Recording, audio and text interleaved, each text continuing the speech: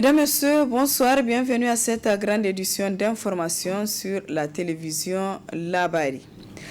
Ouverture ce matin d'un atelier d'orientation et de cadrage destiné aux membres du comité interministériel dans le cadre du processus d'élaboration du 5e rapport périodique du Niger sur la mise en œuvre de la Convention sur l'élimination de toutes les formes de discrimination à l'égard des femmes CEDEF. Un atelier financé par ONU Femmes et organisé par le ministère de la Justice. Le compte rendu. Les membres du comité interministériel chargé de la rédaction des rapports aux organes de traité à l'examen périodique universel, un atelier d'orientation et de cadrage dans le processus d'élaboration du 5e rapport périodique du Niger sur la mise en œuvre de la Convention sur l'élimination de toutes les formes de discrimination à l'égard des femmes CEDEF. Un atelier organisé par le ministère de la Justice avec l'appui financier d'ONU Femmes à travers l'initiative Spotlight. Le Niger a ratifié toutes les principales conventions internationales sous-régionales relatives à la promotion et à la protection des droits des femmes et des filles, à l'exemple de la Convention sur l'élimination de toutes les formes de discrimination à l'égard des femmes, la CEDEF. Notez que le rapport périodique est une occasion de faire le point des avancées du Niger et des défis majeurs, notamment en ce qui concerne les réserves soulevées par le pays et faire des recommandations pertinentes permettant de mettre davantage les femmes et les filles à l'abri de toute forme de violence. Il est donc plus que nécessaire de joindre nos efforts tout au long de ce processus afin de sortir avec un rapport consolidé de qualité, mais surtout des recommandations fortes permettant au Niger de parvenir à la satisfaction des droits humains les plus fondamentaux en général et ceux des femmes et des filles en particulier. Au cours de cet atelier, les membres du comité interministériel seront entretenus sur des sujets pouvant les aider à élaborer le 5e rapport du Niger sur la mise en œuvre de la CEDEF. Comme vous le savez, être partie à une convention crée certaines obligations. C'est ainsi que l'article 18 de la CEDEF impose à tous les États partis de produire des rapports initiaux et périodiques dans lesquels ils rendront compte des mesures d'ordre législatif, administratif ou autres qu'ils ont adoptées pour donner effet aux dispositions de la Convention et aussi des progrès réalisés à cet égard. Le présent atelier entre précisément dans le cadre du processus d'élaboration de ce 5e rapport du Niger à la CEDEF qui est attendu au plus tard en juillet 2021. 2 jours durant, les membres du comité interministériel chargé de la rédaction des rapports initiaux et périodiques du Niger aux organes de traité et de l'examen périodique universel que vous êtes seraient entretenus sur d'abord les dispositions de la Convention et les réserves émises, les directives pour la rédaction du rapport périodique, l'état de mise en œuvre des recommandations reçues suite au dernier rapport. Il sera enfin procédé, comme d'habitude, à une répartition des tâches pour la recherche et la collecte des données devant servir à renseigner le 5e rapport. Je sais qu'au regard de votre expérience et de vos compétences en la matière, notre atelier sera une réussite parfaite. Je sais aussi, et je n'en doute point, qu'avec la détermination qui vous caractérise, c'est un rapport de qualité qui sera issu de nos travaux. Cet atelier de 48 heures est le premier d'une série de 3 ateliers programmés qui permettront d'aboutir à la rédaction finale du rapport. Le ministre de la Jeunesse et des Sports a réceptionné ce matin à Saï le centre des jeunes au profit de la jeunesse du dit département. Un centre construit et équipé par l'ONG DICO sous financement du fonds Malorki à hauteur de 45 886 738 000 francs CFA. Le compte rendu de Nafissa Yahaya et Chebou Guissou. C'est en présence des jeunes, des autorités administratives de Saï, du gouverneur de la région de Tillabéri et du ministre de la Jeunesse et des Sports que se tient cette cérémonie marquant la réception de ce centre des jeunes construit et équipé par l'ONG DICO pour un coût total de 45 886 738 francs financé par le Fonds Mallorquí en faveur de la jeunesse de Saï. Ce centre de jeunes constitue un cadre de promotion du leadership des jeunes en facilitant l'accès à des formations de qualité, l'insertion socio-économique des jeunes, à des formations des jeunes et le développement du sport. En ce sens, il constituera un pôle de référence pour les jeunes du département de Saï. L'actualité d'aujourd'hui dans l'agenda du PIAS est la réception du centre de jeunes. Pour cela, permettez-moi de vous présenter ce joyau. Le centre de jeunes comprend les installations suivantes. Il s'agit d'un terrain de football, d'un terrain de basketball, une aire de lutte traditionnelle, un espace de saut à hauteur et longueur, un foyer féminin construit et équipé avec des machines à coudre et matériel de cuisine, un bloc administratif composé d'une grande salle de formation équipée d'un bureau d'animateur, d'un bureau du directeur du centre. Le président du conseil départemental de la jeunesse de Saï, le maire de Saï et le gouverneur de la région de Tillabéri ont respectivement salué l'ONG DICO pour tous ses efforts en faveur de la population de Saï. Cette initiative de l'ONG DICO est louable car elle permettra un meilleur encadrement de notre jeunesse. Depuis l'année 2010, à ce jour, plusieurs projets ont été réalisés dans plusieurs villages de la commune, touchant ainsi des milliers de personnes de la commune. Alors, participer à une telle cérémonie constitue pour le conseil municipal de Saï et moi-même un grand honneur, mais aussi une opportunité de porter à la connaissance des responsables de l'ONG DICO les vifs remerciements de la population de Saï pour les multiples réalisations faites à leur bénéfice. C'est le lieu de remercier une fois de plus l'ONG DICO, qui, aussitôt informé l'année passée, nous a apporté un soutien remarquable dans la réalisation de ces activités. En réceptionnant ce joyau, le ministre de la Jeunesse et des Sports a tenu à remercier l'ONG DICO pour toutes ses actions en faveur de la jeunesse. En effet, nous suivons et saluons les efforts de l'ONG DICO dans plusieurs secteurs, parmi lesquels le secteur de la jeunesse qui nous concerne directement et qui dispose d'une place importante dans le plan stratégique de cette organisation nigérienne. Le centre de jeunes est un élément structurant de la vie d'une commune. Il est le lieu où se rencontre la jeunesse locale pour l'essentiel désœuvrée et ne disposant d'aucune autre structure de loisirs. Les centres de jeunes sont également des structures créatives d'emploi pour les jeunes. Le clou de cette cérémonie a été la remise d'un témoignage de gratitude de la population de Saï au président de l'ONG DICO. Pour rappel, l'ONG nigérienne DICO est créée par des jeunes. Elle milite pour les droits des femmes et de la jeunesse et a pour vocation de soutenir les populations vulnérables dans plus de 70 communes du Niger. Les initiatives se multiplient mais ne se ressemblent pas au Conseil républicain pour le progrès et la démocratie CRPD Sulhu. Dimanche dernier, c'est un groupement dit d'entraide qui a été créé par le parti de Ibrahim Gado. À l'occasion, une vingtaine de femmes ont bénéficié d'un modeste soutien financier pour entreprendre une activité génératrice de revenus. Le reportage est de Ibrahim Iyero.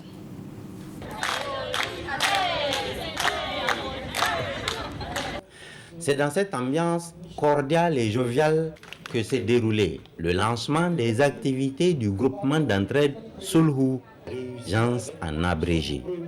Bénéficiaires et militants sont au siège du Conseil républicain pour le progrès et la démocratie, CRPD Sulhu. Le président Ibrahim Gado arrive, fait le tour pour saluer l'assistance. L'hymne du parti est entonné.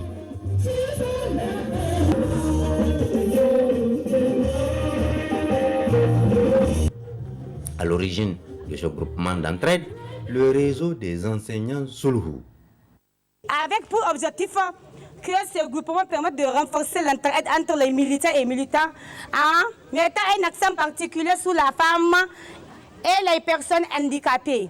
Il s'agit pour nous de donner un modeste fonds de commerce aux personnes démunies afin qu'ils puissent exercer une activité génératrice de revenus. Pour cette opération, elles sont 25 femmes, dont 5 personnes handicapées, à bénéficier de ce modeste soutien pour exercer une activité génératrice de revenus. Mais l'ambition ne s'arrête pas là. Nous envisageons cependant élargir le champ d'action afin de couvrir l'ensemble des 8 régions du pays. De même que nous allons augmenter le nombre de personnes touchées au fur et à mesure que le projet avance et en fonction du succès qu'il rencontrera. Du reste, les responsables du tout nouveau groupement Sulhu peuvent compter sur le président Ibrahim Gado. Madame la Présidente, je vous félicite très sincèrement de cette belle initiative. Je peux vous assurer que vous aurez toujours mon soutien. Quand vous créez des activités génératrices de revenus comme celle-ci. Et je souhaite bon usage aux bénéficiaires. Merci le Président, au nom des bénéficiaires et à mon nom propre, je vous dis merci, merci, merci infiniment du fond du cœur. Les bénéficiaires sont comblés, elles ne s'en cachent point. Aigo makani so ina igoga itaimoko ai mo koy fataw ci ko tun kai kai bonga barma yon rek ka barma sai go war kamba ko so ana ina ino taimako so ya dinga yi tun kai ai mo fataw ci mun gode da president mun gode ma Allah mun gode mai da ya tuna da mu ma muna mai godiya Allah shi kama mai ko tala mal barka da idu hankan da teke ya nya zineno iri cece na izate iri fari masa izate iri gadu hankai ko mi wayendi iri zankai kango banda mu dugo tunu. Faire la politique, c'est bien, mais l'associer avec du social est encore mieux. Et c'est exactement ce que le CRPD Sulhu semble si bien réussir à travers les initiatives de ce genre. Le volet reportage nous conduit au quartier Seno 2 ou Seno Mariga pour partager le vécu quotidien de certaines victimes des inondations relogées dans cette partie de la capitale. Après près d'une décennie de relogement, ces sinistrés de 2012 peinent à mener une vie convenable. Le reportage est signé Adam Ousmana et Sadou Dumi. Plus connu sous le nom de Mariga ou encore Seno 2, ce quartier du 5e arrondissement de la capitale a vu le jour en 2012 de suite des inondations qui ont fait des sinistrés dans la dite commune. Des sinistrés relogés dans cet espace quasiment désertique où de nos jours leur vécu quotidien n'est pas du tout reluisant. La première urgence, c'est la voie qui mène au goudron. Parce qu'actuellement, si on a les femmes qui ont un travail, on ne peut même pas l'évacuer. Et alors qu'on habite seulement à peu près à 1 km du goudron. Mais il y a tellement du sable à quel point que les véhicules ne viennent pas. Les taxis ne viennent pas. Nos véhicules, on est obligé de garer nos véhicules en bas au goudron pour venir à pied. Il faut qu'on prenne les charrues des ânes pour évacuer les femmes. Et alors qu'on habite à peu près à 4 km de la ville de Niamey. On habite à peu près à 4 à 5 km de la présidente de la République. Et puis nous voulons de l'eau. De l'eau. De l'eau, c'est la vie. On n'a pas de l'eau. À chaque fois, on a des problèmes de l'eau. À chaque fois, on a des problèmes de l'eau. Et concernant l'école, on a une école où on ne sait même pas... Parce qu'il y a l'érosion là qui veut faire partir l'école. Il y a urgence là-bas. Là. Parce que nous, maintenant, si nos enfants sont en classe, s'il y a l'orage, on a peur. Il faut que chaque femme court pour aller prendre son enfant. Parce que s'il y a la pluie, l'eau va partir avec les enfants. Et nous voulons une école. Et si c'est possible, nous voulons réellement une petite dispensaire ou bien la chose que le gouvernement peut nous proposer. Un train de vie qui est loin d'être celui d'un citadin, à plus forte raison d'un habitant de la capitale qui amène ces hommes et femmes à lancer cet appel. C'est notre cri de cœur qu'on lance aux autorités compétentes. Tu vois. Parce qu'un pauvre n'a personne que le bon Dieu et son autorité. Surtout et à Monsieur l'Excellence, Monsieur le Président de la République, le président de tous les Nigériens, le SG de la mairie commune 5, il est au courant de tous nos problèmes. Mais comme les décisions ne viennent pas de lui, les autorisations ne viennent pas de lui, on ne peut pas lui en vouloir pour dire que c'est lui qui a refusé ou bien c'est pas lui qui a refusé parce qu'il a des ordres qu'il devrait suivre. Mais et notre cri de cœur va à celui qui donne les ordres. S'il est vrai que les autorités compétentes avaient promptement réagi à l'époque en relogeant ses compatriotes sinistrés, et ce dans l'urgence, toute chose à saluer. Force est de reconnaître qu'après près d'une décennie, ces mêmes autorités doivent aussi être un peu plus regardantes sur leurs conditions de vie pour une amélioration de celles-ci.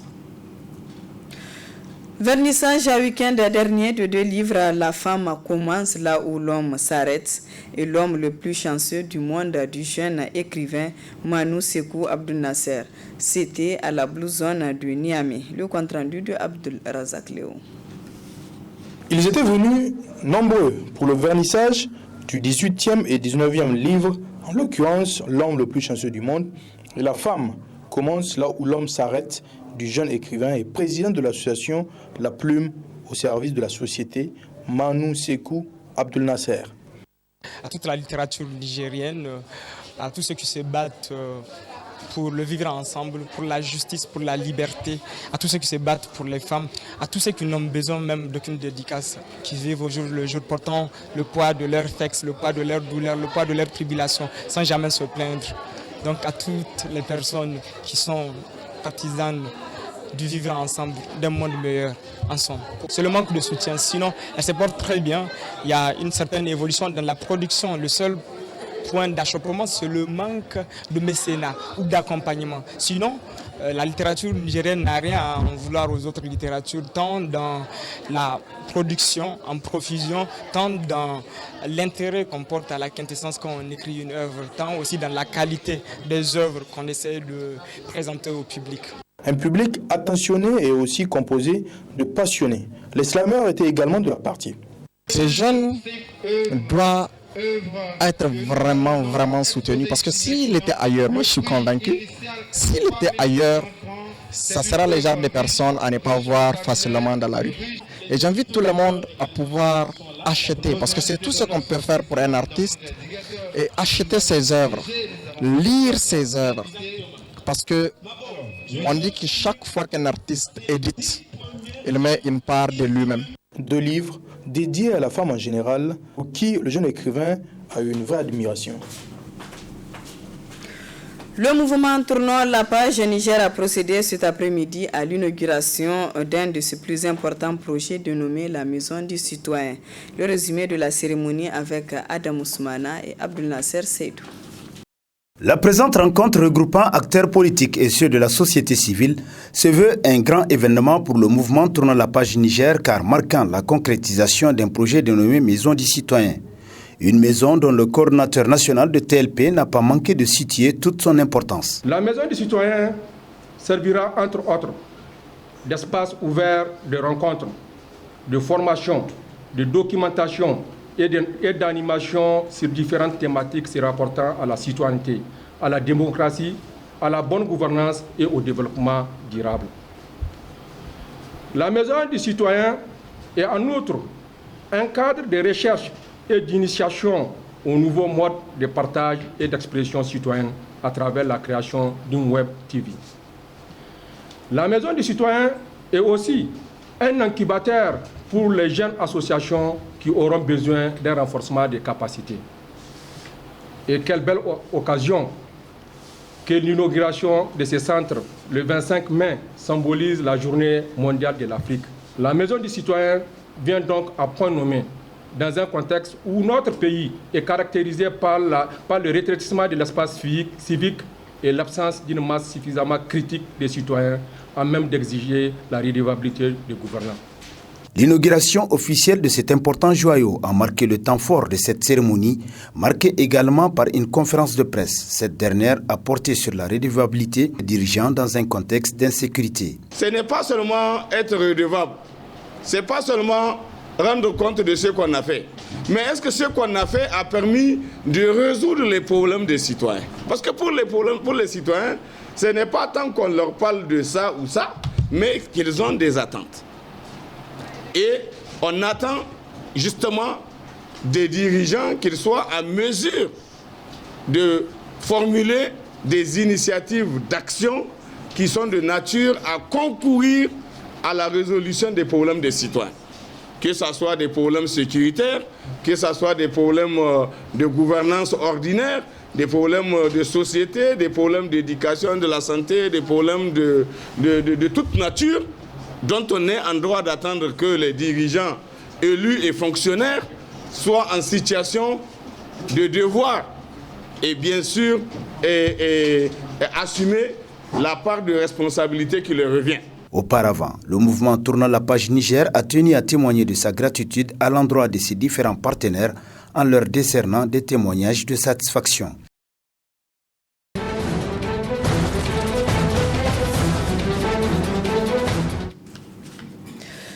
Actualité dans la sous-région au Mali, un coup d'État dans le coup d'État.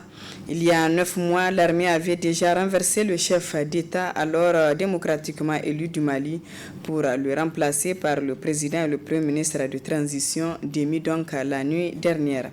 Déjà à la manœuvre à l'époque, le colonel Assimi Goïta apparaît plus que jamais comme le nouvel homme fort du régime. C'est lui qui a fourni un certain nombre d'explications par la voix de son conseiller spécial.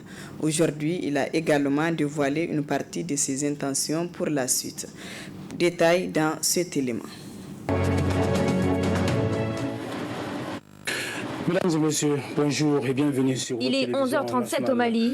La télévision nationale annonce un flash spécial. La lecture du communiqué du vice-président de la transition par son conseiller. Le vice-président de la transition s'est vu dans l'obligation d'agir pour préserver la charte de transition et de défendre la République en vue de mettre hors de leurs prérogatives le président et son premier ministre, ainsi que toutes les personnes impliquées dans la situation. Il est reproché au président malien Badao et son premier ministre Mokhtar Ouane d'avoir formé un gouvernement sans consulter le colonel Assimi Goïta, l'actuel vice-président du pays en charge de la défense et de la sécurité. C'est aussi l'ex-chef de la junte militaire qui avait renversé le président Keïta. Une telle démarche témoigne d'une volonté manifeste du président de la transition et du premier ministre d'aller vers une violation de la charte de transition. D'où une intention avérée de sabotage de la transition. Une violation de la charte de transition qui a valu au président et à son premier ministre leur destitution. Lundi, ils ont été emmenés par des militaires. Mokhtar Ouane est alors au téléphone avec un journaliste de l'agence France Presse. Il confirme. Des hommes de Goïta sont venus me chercher pour me conduire chez le président, qui habite non loin de ma résidence. C'est désormais au camp militaire de Kati, à une quinzaine de kilomètres de Bamako qu'il se trouve. L'endroit précis où l'ancien président Ibrahim Boubacar Keïta avait été emmené en août 2020 par les colonels putschistes pour annoncer sa démission. Avec ce nouveau coup de force, le Mali replonge dans l'incertitude. Le colonel Goïta a toutefois confirmé la tenue des élections présidentielles et législatives pour 2022. Va-t-on vers une réunion d'urgence du Conseil de sécurité à propos du Mali? En tout cas, c'est ce que demande la France. Paris qui qualifie de coup d'État inacceptable l'arrestation du président malien et de son premier ministre. On écoute Emmanuel Macron. Nous avons condamné avec la plus grande fermeté, en lien avec l'Union africaine et la CEDEAO, l'arrestation du président de la transition, de son premier ministre et de leurs collaborateurs. Ce qui a été conduit par à nouveau les militaires putschistes est un coup d'État dans le coup d'État inacceptable qui appelle notre condamnation immédiate et aussi le fait que nous sommes prêts dans les prochaines heures, si la situation n'était pas clarifiée, à prendre des sanctions ciblées sur les protagonistes. Voilà, mesdames, messieurs, ici prend fin ce journal. Merci à vous de l'avoir suivi et excellente soirée en compagnie des programmes de la télévision Labari.